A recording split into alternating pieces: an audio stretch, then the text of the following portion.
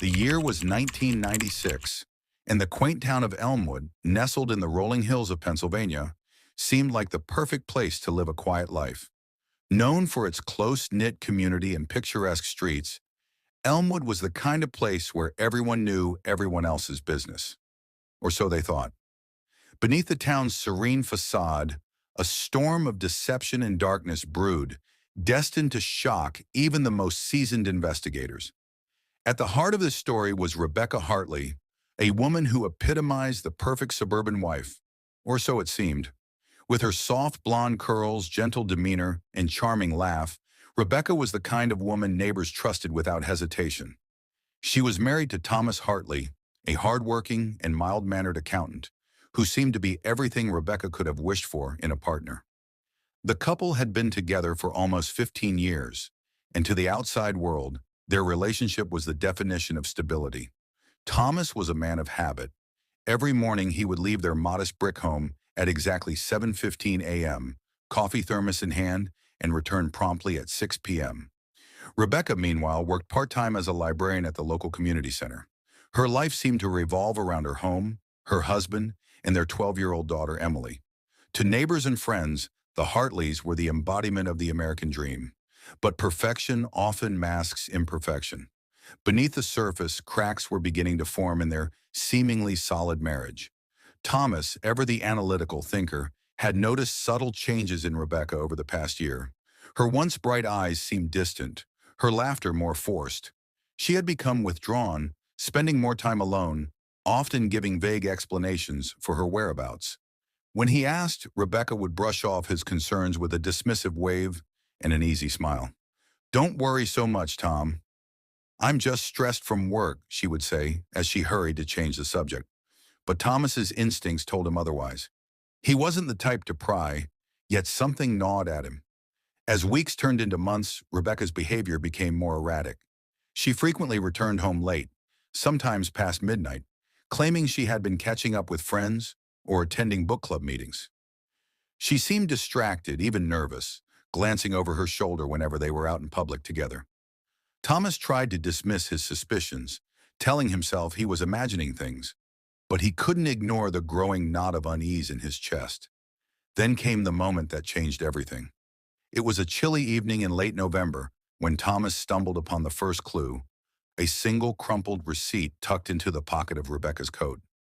The receipt was from a high-end restaurant in a neighboring city, dated the previous Friday night.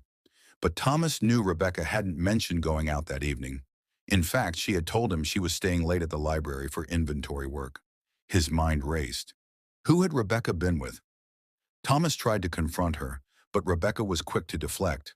She accused him of being paranoid and overly controlling, her tone sharp and defensive. It was the first time Thomas had seen a glimmer of hostility in her otherwise gentle demeanor. He backed down, more confused than ever, yet unwilling to let the matter go. A week later, his suspicions were confirmed. One of Thomas's co-workers, James, mentioned seeing Rebecca at the very same restaurant from the receipt, except she wasn't alone. According to James, she had been dining with a man, someone Thomas didn't recognize. Thomas's world began to crumble. He couldn't fathom the idea that Rebecca might be unfaithful, yet all signs pointed in that direction. Determined to uncover the truth, he decided to follow her. On a crisp December evening, Thomas tailed Rebecca as she left their home, claiming she was going to a charity event. He kept a safe distance, his heart pounding as he watched her car wind through the streets of Elmwood and onto the highway. Eventually, she pulled into the parking lot of a dimly lit motel on the outskirts of town. Thomas's chest tightened as he parked a few cars away, watching her disappear inside. Minutes later, a man emerged from a black sedan and followed her in. Thomas sat in his car, paralyzed by a mix of fury, heartbreak, and disbelief. Who was this man? And what was Rebecca doing with him? The answers he sought would come soon enough, but not in the way he expected.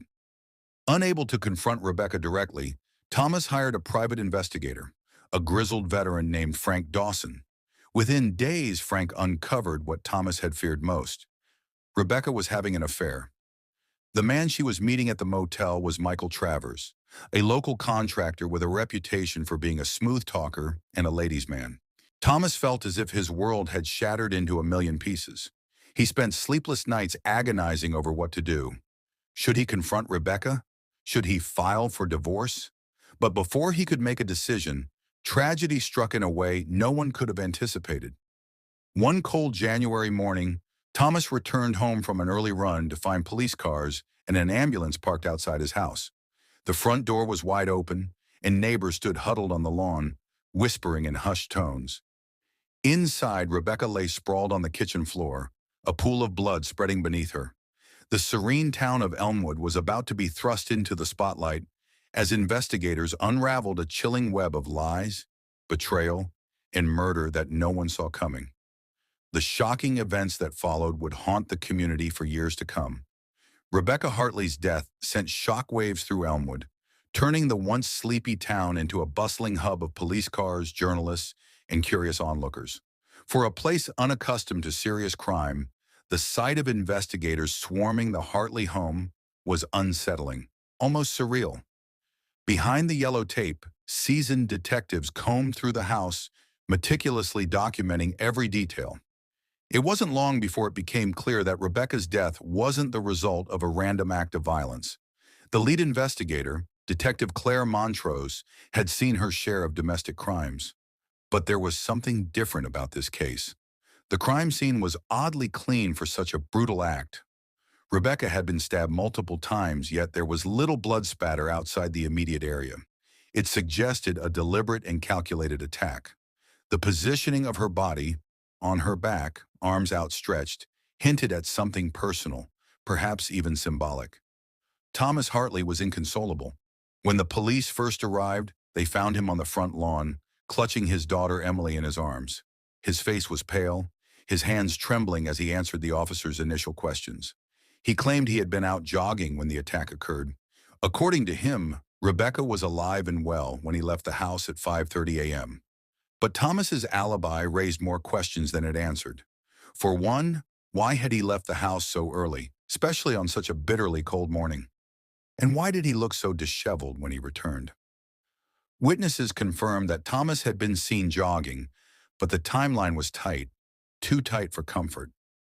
Detective Montrose knew better than to jump to conclusions, but her instincts told her there was more to Thomas's story. She pressed him for details about his relationship with Rebecca, and that's when cracks began to show. She'd been distant lately, Thomas admitted, his voice breaking. I think she was seeing someone else. This revelation sent ripples through the investigation. If Rebecca had been unfaithful, it introduced the possibility of another suspect, her lover. But it also cast suspicion back on Thomas. Had jealousy driven him to murder his wife? As the investigation unfolded, the spotlight shifted to Michael Travers, the man Rebecca had been secretly meeting. Michael was quickly identified and brought in for questioning. A ruggedly handsome contractor in his early 40s, Michael had a reputation for charming women, often to the detriment of their marriages. At first, Michael denied any involvement with Rebecca, but under pressure, he admitted to the affair. We were just having fun, he said with a shrug. It wasn't serious. Detective Montrose wasn't convinced. If the affair wasn't serious, why had Michael been spotted at the Hartley home on multiple occasions while Thomas was at work? And why had Rebecca's phone records shown a flurry of calls and messages to Michael in the days leading up to her death? The turning point came when investigators discovered a hidden compartment in Rebecca's jewelry box. Inside was a handwritten letter addressed to Michael. In it, Rebecca confessed her love for him and her desire to leave Thomas. She wrote of feeling trapped in her marriage and longing for a fresh start. The letter painted a picture of a woman torn between two worlds, the safe, predictable life she shared with Thomas and the passionate, unpredictable connection she had with Michael. It also raised an unsettling question. Had Rebecca planned to leave her husband only to pay the ultimate price for her betrayal? Meanwhile, forensic evidence began to tell its own story. The knife used in the murder was a kitchen knife, wiped clean of fingerprints but missing from the Hartley home. Blood analysis revealed that Rebecca had been killed shortly after Thomas left for his run, placing the time of death around 6 a.m. Despite the mounting evidence, the case was far from straightforward. Witnesses came forward with conflicting accounts. Some claimed to have seen a man matching Michael's description near the Hartley home on the morning of the murder. Others reported hearing raised voices coming from the house the night before. The most damning piece of evidence, however, came from an unexpected source. Emily. The 12-year-old had been asleep upstairs when the murder occurred, but she told detectives she had heard something unusual around 5:45 a.m. Her mother arguing with a man. "It didn't sound like Dad," Emily said, her voice trembling. "It was someone else. He sounded angry." Emily's statement cast doubt on Thomas's involvement, but it also raised a chilling possibility. Had Michael confronted Rebecca in a fit of rage after learning she was having second thoughts about their relationship? Michael vehemently denied being anywhere near the Hartley home that morning. He claimed he had been at his apartment, preparing for a construction job across town. But his alibi fell apart when surveillance footage surfaced, showing his car parked a few blocks from the Hartley residence around the time of the murder. Confronted with the evidence, Michael's demeanor shifted. He became defensive, accusing the police of targeting him because of his reputation. "I didn't kill her," he insisted. "Yeah, we had an argument, but I left before anything happened. She was alive when I walked out that door." Detective Montrose wasn't buying it. Michael's story was riddled with inconsistencies, and his fingerprints were found on the motel receipt Thomas had discovered weeks earlier. But there was still no direct evidence tying him to the murder. As the investigation dragged on, the pressure mounted. The media had caught wind of the case, dubbing it the Elmwood Betrayal. Reporters camped outside the Hartley home, hungry for updates.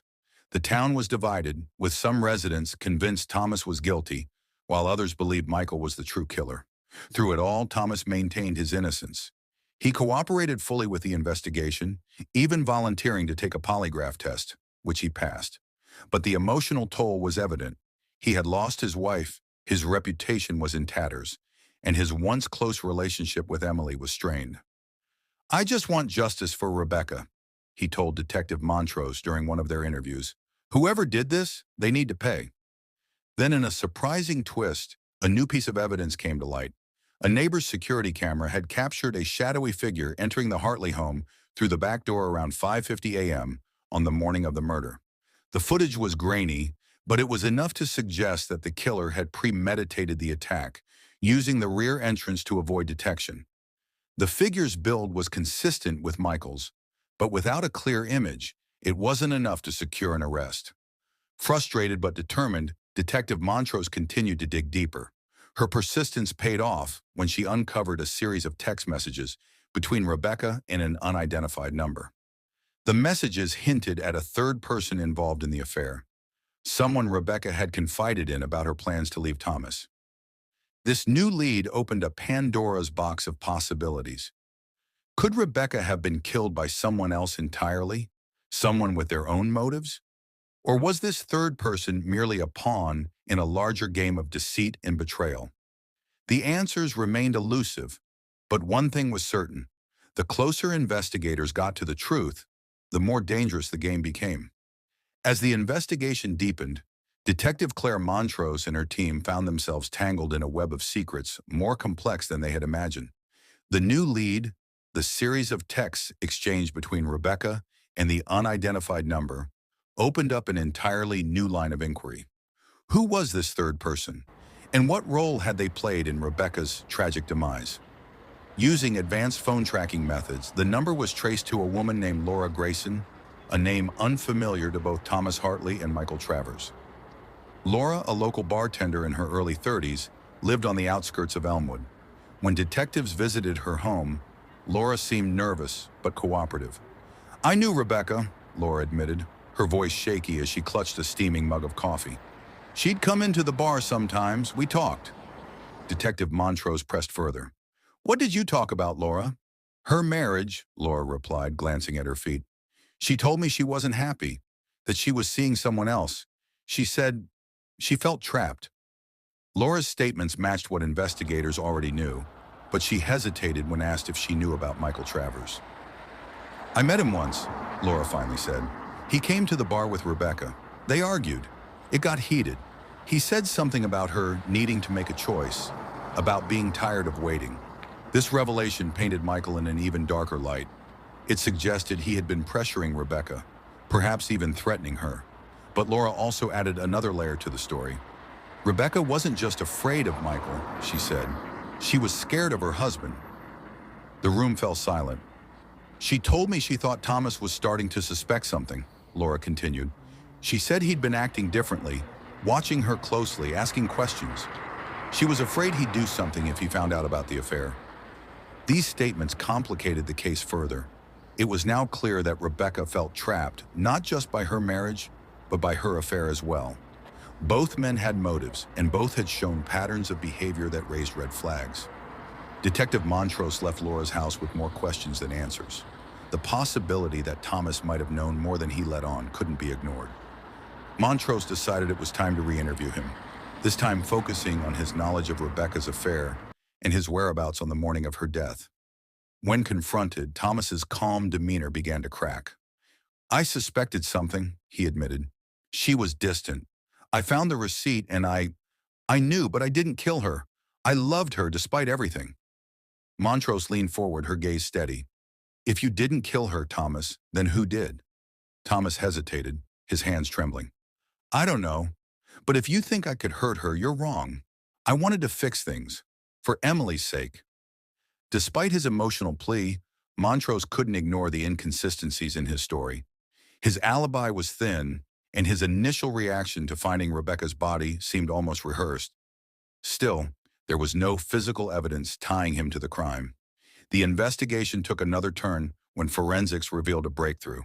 A partial fingerprint had been lifted from the knife handle, and while it wasn't a full match, it was enough to rule out Thomas Hartley.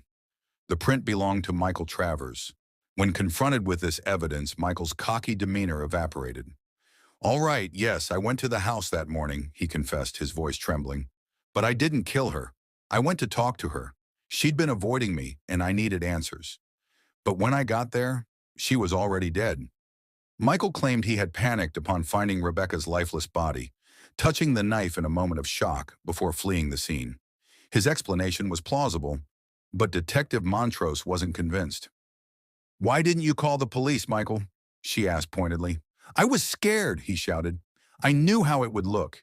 The affair, the arguments. I knew I'd be the first person they'd blame." Michael's confession complicated the case even further. If he had found Rebecca dead, it suggested there might be a third party involved, someone who had arrived before him and carried out the murder. But if that was true, who was this third person? And what was their motive? The answer came from an unexpected source: a discarded burner phone found in a dumpster behind the motel where Rebecca and Michael had met in secret. The phone, once traced, revealed a series of chilling messages exchanged between Rebecca and an anonymous number. The messages hinted at threats Rebecca had received in the weeks leading up to her death. One in particular stood out: "If you don't end it, I will." The tone was menacing, and the timestamp placed it just 3 days before Rebecca's murder.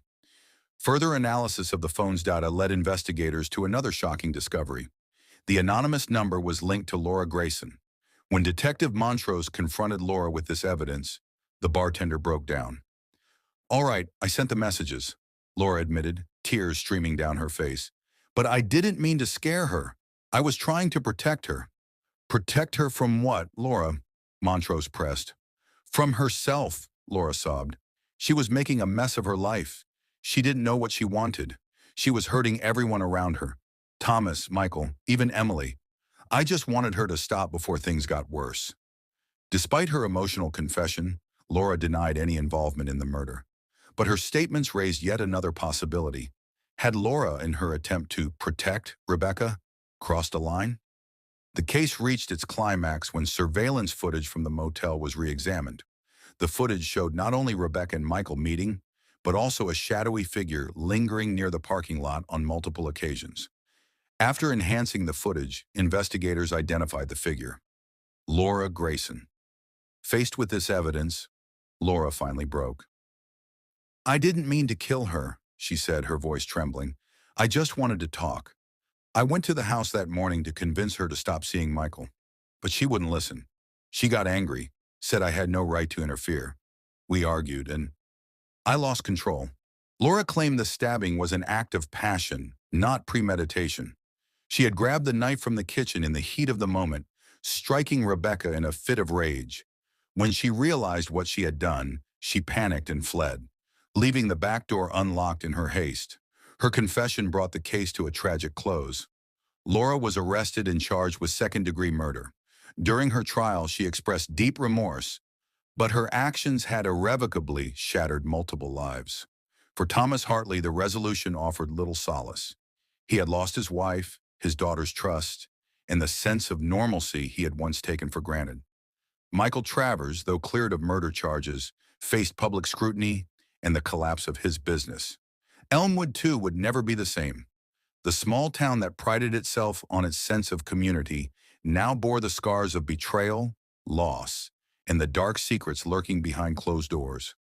In the end, Rebecca's death served as a grim reminder of how fragile human relationships can be and how devastating the consequences of betrayal can become. "Evelyn!" David's voice boomed through the hallway, raw with anger and desperation. "I know you're in there. Open the door!" Evelyn stood paralyzed, her mind racing. Claire, her own fear mounting, tried to pull her away from the door. "Don't you dare open it!" she hissed. But Evelyn, trembling, felt a wave of guilt and fear. "He'll break it down," she whispered, her voice barely audible. The banging grew louder. "Evelyn, I just want to talk." David's tone shifted, the anger giving way to a chilling calmness. "If you don't open this door, I'll make you listen one way or another." Claire stepped in front of Evelyn, her eyes blazing with determination. "Stay here," she said firmly, before moving toward the door. "David, you need to leave," she called out. "This isn't the time or place." But David was beyond reasoning. "You don't get to tell me what to do," he snapped. "This is between me and my wife." Claire refused to back down. "She's not coming out, and you need to go before this gets worse." Her voice was steady, but inside her heart was pounding. David's reply was the deafening sound of a gunshot. The bullet splintered the wooden door frame, sending shards flying into the apartment. Evelyn screamed, and Claire pulled her behind the couch, both of them ducking for cover. "David, stop!" Evelyn cried, her voice breaking. "Please, don't do this!" But David was relentless. He kicked the door open, his face twisted with fury, the gun shaking in his hand. "You think you can run away from me?" he shouted, his eyes darting between Evelyn and Claire.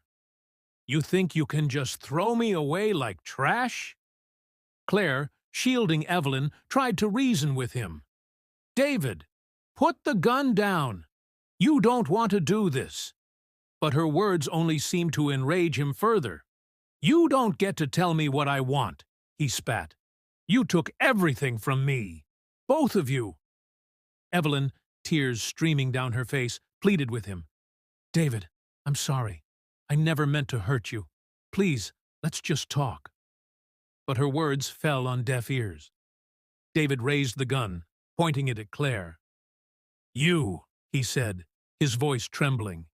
"You're the reason she changed. You poisoned her against me." Time seemed to slow as the tension reached its breaking point. Claire, sensing the danger, stepped forward, her hands raised. "If you're going to blame someone, blame me," she said calmly, her voice steady despite the fear in her eyes. "But leave Evelyn out of this."